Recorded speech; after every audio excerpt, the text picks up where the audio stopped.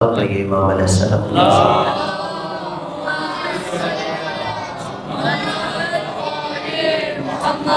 آپ کا کوئی سوال ہو اس حوالے سے یا کوئی اور تو آپ پوچھ سکتے ہیں. جیسا کہ قبلہ آپ نے فرمایا کہ قرآن مجید ہدایت ہے اور یہ مومنین کے لیے جو غیر مسلم ہے جو ابھی کلمہ جنہوں نے نہیں پڑھا جی تو وہ بھی مس کر سکتے ہیں یا کیا ان کے لیے؟ اب دیکھیے قرآن مجید کے مس کرنے کے حوالے سے قرآن میں ہے لا یمسہ الا المطہرون کہ اسے وہی چھو سکتا ہے کہ جو پاک ہوتا ہے. لہٰذا ایک انسان جو غیر مسلم ہے وہ قرآن مجید کے حروف کو ہاتھ لگانا اس کے لیے حرام ہوتا ہے، اس لیے کہ ہمارے ہاں ان کی نجاست ظاہری ہے، یعنی جو انسان مشرک ہے اس کی نجاست ظاہری بھی ہوتی ہے، یعنی اگر اس کا ہاتھ گیلا ہے آپ ویسے بھی سلام لیں گے تو آپ کا ہاتھ نجس ہو جائے گا. یہ اکثر فقہا کا ہے جو مشرک ہے. لہٰذا جو غیر مسلم ہے آپ اسے قرآن مجید نہیں کوئی تحفے میں دے سکتے یا وہ قرآن مجید کو نہیں چھو سکتا، اس لیے کہ قرآن کو چھونے کے لیے پاک ہونا شرط ہے. اس لیے جو مسلمان بھی ہے اگر وہ بھی وضو کی حالت میں نہیں ہے، یعنی عام حالت میں بھی قرآن کے لفظوں کو ہاتھ لگانا حرام ہوتا ہے. یعنی مسلمان ہے اگر وہ بھی وضو کی حالت میں نہیں ہے، اگر وہ قرآن کے لفظوں کو عبادت کو چھوئے گا تو اس کے لیے حرام ہے. صلوات پڑھیے محمد.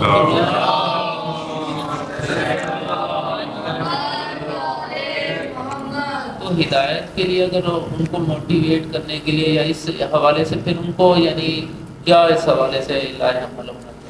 اس میں دیکھیے جو انسان غیر مسلم ہے سب سے پہلے تو آپ اسے جب قائل کریں گے کہ آپ اسے توحید اللہ کی ذات کے لیے اور نبی کی نبوت کے لیے قائل کریں گے. اس کے لیے آپ قرآن سے دلیل نہیں دیں گے غیر مسلم کا، وہ تو قرآن کو مانتا ہی نہیں. ظاہری بات ہے کہ جسے ہم دلیل دے رہے ہیں اسے وہاں سے دلیل دی جاتی ہے جو اس کے نزدیک قابل قبول ہو. اگر ہم کہیں کہ قرآن میں توحید پر یہ دلیل ہے یا نبوت پر یہ دلیل، پھر وہ کافر کیوں ہو؟ تو لہٰذا کافر کا تو ہم قرآن سے دلیل دیتے ہی نہیں، اسے ہدایت کے لیے موٹیویٹ کرنے کے لیے ہم قرآن کا سہارا نہیں لیں گے. اس کے لیے عقلی دلائل دیے جاتے ہیں. اگر قرآن میں بھی دیکھیں اللہ نے اپنی ذات کی وحدانیت کے لیے عقلی دلائل دیے ہیں. مثلا اللہ نے کہا لو کان فیہما آلہۃ الا اللہ لفسدتا، کہ اگر زمین و آسمان میں اللہ کے علاوہ کوئی اور بھی خدا ہوتا تو یہ نظام نہیں چل سکتا تھا. یہ عقلی دلیل ہے، یعنی ایک ہی ملک میں دو بادشاہوں کی حکمرانی نہیں ہو سکتی. کبھی نہ کبھی ان دونوں میں اختلاف ہوگا، کبھی نہ کبھی دونوں میں جھگڑا ہوگا اور نظام میں بگاڑ پیدا ہوگا. تو لہٰذا جب ہم غیر مسلموں کو دلائل دیں گے تو ہم انہیں عقلی دلائل دیں گے، چونکہ جیسے قرآن ہدایت کرتا ہے ویسے اللہ نے ہر انسان کو عقل دی ہے. ایک حجت ظاہری ہے، دوسری حجت باطنی ہے، یعنی عقل جو ہے وہ بھی حجت ہے. تو عقل بھی جو ہے انسان کو ہدایت کی طرف رہنمائی کرتی ہے. ایسے غیر مسلموں کو پہلے عقلی دلائل دیے جائیں گے، جب وہ مان لیں گے عقل کی روشنی میں توحید و نبوت کو، پھر انہیں قرآن مجید سے باقی احکامات کے لیے کہ فرشتوں پہ ایمان لے کے آؤ، گزشتہ کتابوں پہ کتاب ایمان لے کے آؤ، یا امامت کے لیے باقی سب پھر قرآن سے دلائل دیں گے. کیا یہ عیسائی بھی کافر ہے؟ جی، اس میں یہ ہے کہ کافر کی تعریف یہ ہے کہ جو بھی حضرت محمد صلی اللہ علیہ وآلہ وسلم کی نبوت اور رسالت کا منکر ہے وہ کافر ہے. اب اس میں عیسائی بھی آتے ہیں، یہودی بھی آتے ہیں، لیکن دو چیزیں ہیں، ایک ہوتا ہے مشرک اور ایک ہے کافر.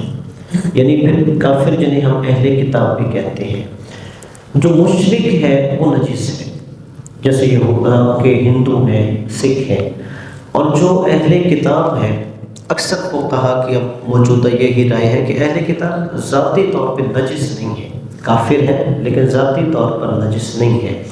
مثلا جیسے عیسائی وغیرہ بعض گھروں میں کام بھی کر رہے ہوتے ہیں، اگر وہ کسی چیز کو ہاتھ لگا دیں گے تو وہ چیز نجس نہیں ہوتی. لیکن اس کے مقابلے میں کوئی ہندو ہے یا سکھ ہے، اگر اس کا ہاتھ گیلا ہے یا وہ چیز گیلی ہے، اس کا ہاتھ خشک بھی ہو تو پھر وہ چیز نجس ہو جائے گی. یہاں اہل کتاب اور مشرکوں میں فرق ہے. صلوات پڑھیے محمد.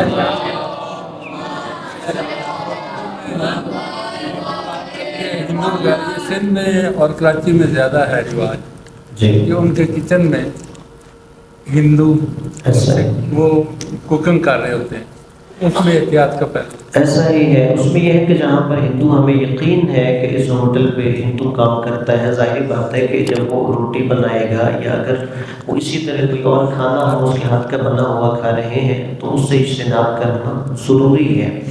بلکہ ہم تو اس ملک میں رہتے ہیں، یہاں تو ہمیں اتنا واسطہ نہیں پڑتا۔ جب ہندوستان چلے جائیں تو ہمارے دوست ہمیں بتاتے تھے جو ہمارے ساتھ تعلیم حاصل کرتے تھے کہ اگر وہ ایک شہر سے دوسرے شہر سفر بھی کر رہے ہوتے تھے تو اپنے گھر سے کھانا بنا کے لے کے جاتے تھے، کہ ایسا نہیں ہے جیسے ہمارے یہاں ٹرین کسی اسٹیشن پہ رکی تو ہم نے کسی دکان سے جا کے چیز خرید لی، چونکہ وہاں تو ہندو اکثریت میں ہے تو وہاں پر یہ احتیاط کا پہلو بہت زیادہ ہوتا ہے۔ بلکہ اسی طرح اب جو لوگ چائنا جاتے ہیں، کیونکہ چین میں بھی جو زیادہ ہے وہ لوگ تو دین کو مانتے ہی نہیں، وہ کمیونسٹ ہیں، اور وہ لوگ بھی انہی مشرکوں کے زمرے میں آتے ہیں۔ وہ نجس ہے کہ وہاں پر بھی انسان کو کھانا کھانے میں بہت زیادہ مشکلات ہوتی ہیں، یا تو وہاں جا کے پہلے کوئی ہوٹل تلاش کرے، اور جو دیندار لوگ ہوتے ہیں وہ ایسا بھی اگر ایک ہفتے کے ٹور پر جاتے ہیں تو یہاں سے خشک میوہ جات ساتھ لے کے جائیں گے، یا اپنے کھانے کے لیے کوئی ایسے فروزن آئٹمس ساتھ لے کے جائیں گے کہ جس میں جتنا عرصہ وہ وہاں قیام کر رہے ہیں اگر انہیں کھانے کا مشکل پیش آئے تو حلال کھانا کھائیں۔ وہ فروٹ نہیں کھا سکتے؟ فروٹ تو نہیں، فروٹ تو کھا سکتے ہیں لیکن کھانے کی بات ہو رہی ہے، جیسے ان کے ہاتھ کی روٹی ہے یا کوئی سالن بنا ہو یا کچھ اور چیز ہے۔ صلوات پڑھیے محمد۔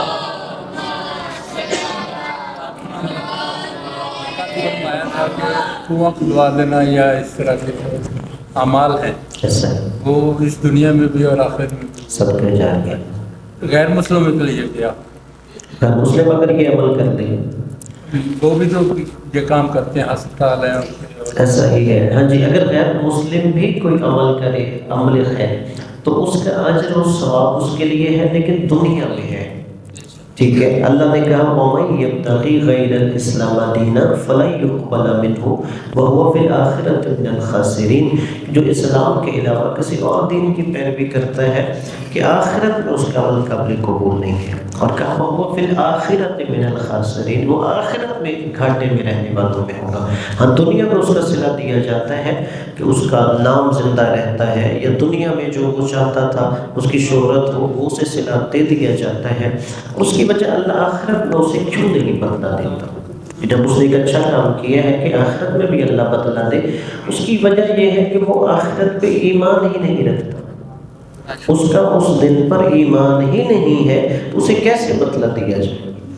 اس لیے ضروری ہے کہ پہلے وہ اسلام میں داخل ہو کے آخرت پہ ایمان لائے، پھر اسے اس دن صلہ دیا جائے۔ صلوات پڑھیے محمد۔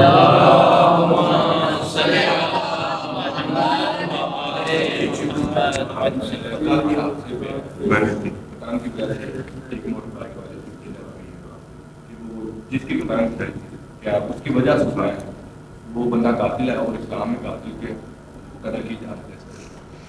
ہاں جی، جیسے ایک واقعہ ہوا ہے فیصل آباد میں کہ ایک شخص کے شہر جو پتنگ کی ڈور کی وجہ سے کٹ گئی، ان کا سوال یہ ہے کہ کیا وہ پتنگ اڑانے والا جو ہے وہ قاتل شمار ہوگا؟ سب سے پہلی تو بات یہ ہے کہ جو لوگ ایسے حادثات میں مارے جاتے ہیں، روایات میں یہ ہے کہ ان کو شہید کا اجر و ثواب ملتا ہے، یعنی ویسے شہید کے حکم میں نہیں ہے کہ شہید کو جو ہے غسل نہیں دیا جاتا، اس کا خون ہی غسل بنتا ہے، لیکن یہ اجر و ثواب میں شہید کے حکم میں ہے، اسے اجر دیا جاتا ہے شہادت کا، جو ایسے ناگہانی وفات سے دنیا سے رخصت ہوتا ہے۔ اور دوسرا جو ان کا سوال ہے کہ کیا وہ دوسرا جو پتنگ اڑا رہا تھا اس کا قاتل شمار ہوگا؟ اب اس میں قتل کی قسمیں ہوتی ہیں، ایک ہوتا ہے قتل عمد، جان بوجھ کے قتل کیا، مثلا ہم نے کسی کو گولی مار دی ہے، ہم نے کسی کا گلا کاٹ دیا ہے، یہ قتل عمد ہے، اسے جان بوجھ کے قتل کیا ہے۔ وضاحت جو انسان ایک پتنگ اڑا رہا ہے، اگر وہ پتنگ اڑاتے ہوئے کسی کی شہرت کٹ جائے تو یقیناً وہ پتنگ اڑاتے ہوئے اس کا یہ ارادہ نہیں ہوتا میں کسی کو قتل کرنا چاہتا ہوں، یہ قتل عمد کے حکم میں نہیں آتا۔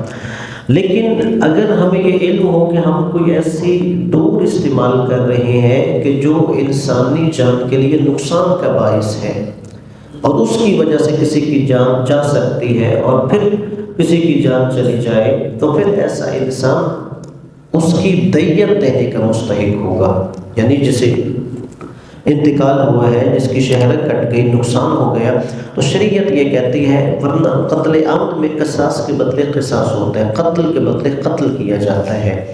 اب جیسے اس صورت میں یہ چونکہ قتل عمد نہیں ہے، اس میں قتل نہیں کیا جائے گا، لیکن وہ جس کا انتقال ہوا ہے اس کے ورثاء کو وہ جو پتنگ اڑا رہا تھا وہ دیت ادا کرے گا۔ اور دیت کا مطلب یہ ہوتا ہے اس وجہ سے کہ جو ورثاء کو پیچھے نقصان ہوا ہے ان کی مالی طور پر جو ہے معاونت کی جائے۔ صلی اللہ علیہ وسلم۔